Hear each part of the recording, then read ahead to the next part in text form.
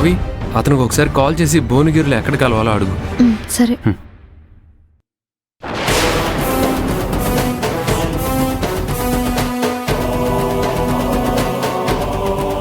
Switch off అని వస్తుందా అది? సర్లే అయితే మనం ఒక పని చేద్దాం. భువనగిరి రీచ్ అయ్యేలోపు అతన్ని కాంటాక్ట్ చేస్తే సరే, లేదంటే ఏదైనా హోటల్ చూసి అందులో రూమ్ తీసుకుందాం. ఎక్కువసేపు పవిత్ర కారులో కూర్చోవడం మంచిది కాదు కదా, పవిత్ర రెస్ట్ తీసుకున్నట్టు ఉంటుంది. అదే మంచిది, వెళ్దాం పదండి. పదండి.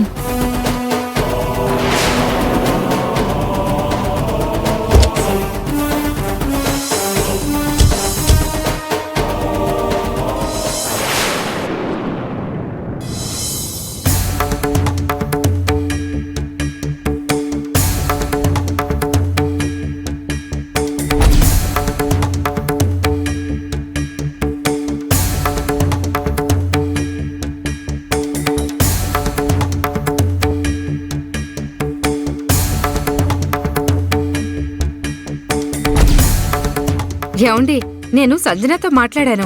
వాళ్ళు దేవుడి దర్శనానికి యాదగిరిగుట్ట వెళ్లారంట. మీరు అనవసరంగా కంగారు పడ్డారు. వాళ్ళు వెళ్ళింది దేవుని దర్శనానికి కాదే, నా పాలిట యముణ్ణి కలవడానికి. తెలుసులే, ఏదో పెద్ద గొప్ప విషయం కనిపెట్టినట్టు. ఎలా? నేనిప్పుడేమన్నానని అంత కోప్పడుతున్నారు?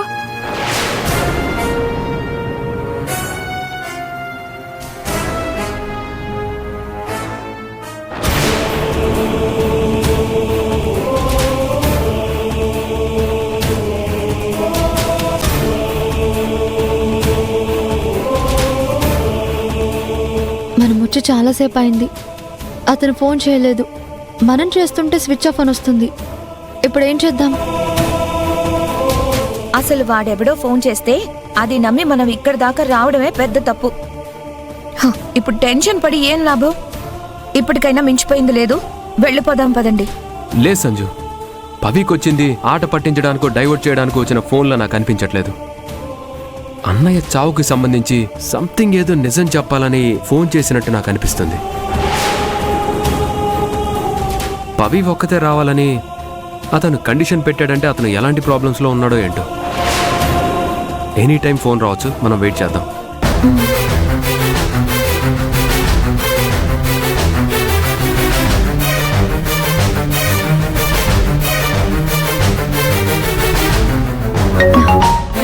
అతనేనేమో చూడు. తాతయ్య ఫోన్ చేస్తున్నారు. మాట్లాడు. సరే మాట్లాడు. హలో తాతయ్య. అమ్మా పవిత్ర, మీరు వెళ్ళాలనుకున్న ఊరికి చేరారా? వచ్చేసాం తాతయ్య, క్షేమంగానే చేరుకున్నాం. అమ్మా పవిత్ర, ఎంత ఆది సంజన పక్కనున్నా మా భయం మాకుంటుంది కదమ్మా. సమస్యలేం లేవు కదా? ఏం లేదు తాతయ్య, మీరేం టెన్షన్ పడకండి. ఇదిగో ఆదితో మాట్లాడండి. తాతయ్య. తాతయ్య, ఆది ఎందుకు పవిత్ర అంత కంగారుగా ఊరికెళ్ళింది? కారణమేంటో ఎప్పటికైనా మీకు చెప్పిందా? ఏం లేదు తాతయ్య, దేవుడి దర్శనం కోసమని యాదగిరి గుట్టుకొచ్చాం. అదేదో మాకు కూడా చెప్పాలి కదా. అది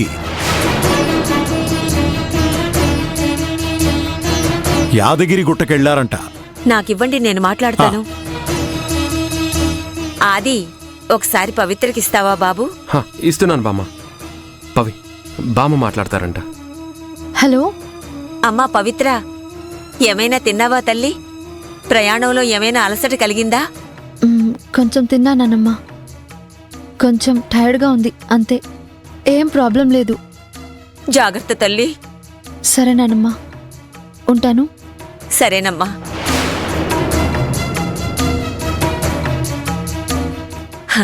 ఇప్పుడు కాస్త మనసు ప్రశాంతంగా ఉందండి.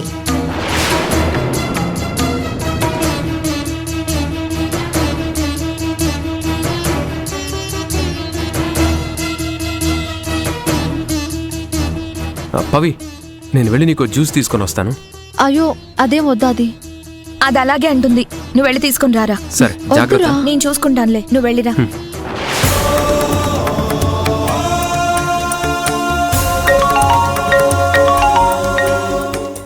అమ్మా. హలో అమ్మా. హలో హలో అమ్మా. హలో అమ్మా, నా వాయిస్ నీకు వినిపిస్తుందా?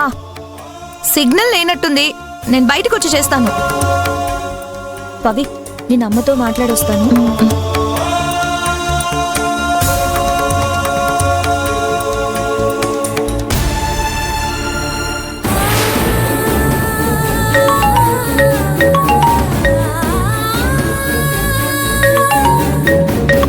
హలో. అమ్మా, భువనగిరి వచ్చారా? అయ్యో, వచ్చి చాలాసేపు అయింది. మీ ఫోన్ కోసమే ఎదురు చూస్తున్నాను. ఒక్కరే వచ్చారు కదమ్మా, మీతో ఎవరు రాలేదు కదా? ఒక్కదాన్నే వచ్చాను. మిమ్మల్ని ఎక్కడ కలవాలి? కస్తూరిబాయి హాస్పిటల్కి రండమ్మా. అడ్రస్ ఎవరిని అడిగినా చెప్తారు. అక్కడికి వచ్చి నాకు ఫోన్ చేయండి. అలాగే. మీరు ఒక్కరే వచ్చారని నమ్మకం కుదిరితేనే నేను మిమ్మల్ని కలుస్తాను. అసలు మీరేం భయం పెట్టుకోవద్దు. నేను ఒక్కదాన్నే వచ్చి మిమ్మల్ని కలుస్తాను. త్వరగా రండమ్మా. నా పరిస్థితి అస్సలు బాగాలేదు. నాకేదో అయ్యే లోపే నేను మిమ్మల్ని కలిసి మీతో మాట్లాడాలి. ఇప్పుడే వస్తున్నాను. మిమ్మల్ని ఎలా గుర్తుపట్టాలి? మీరు హాస్పిటల్కి రండి, అప్పుడు చెప్తాను. మీకు మళ్ళీ చెప్తున్నాను, ఒక్కరే రండి. అలాగే.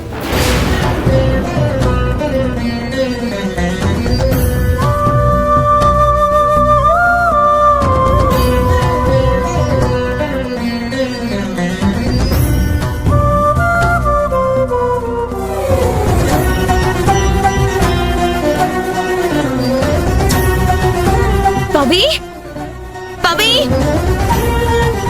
పవి, హే, పవి ఏది?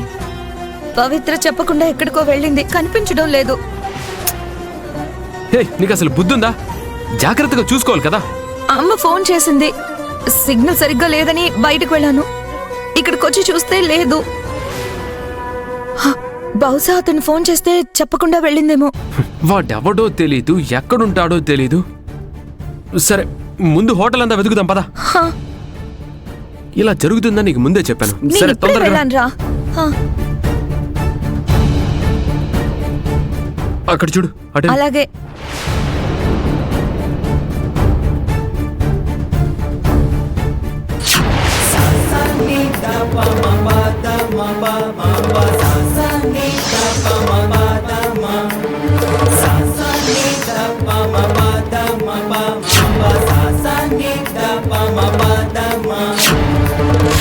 పవిత్ర ప్లాన్ ఏంటో తెలిస్తే దాన్ని ఎలా ఆపాలో నేను ఆలోచించవచ్చు.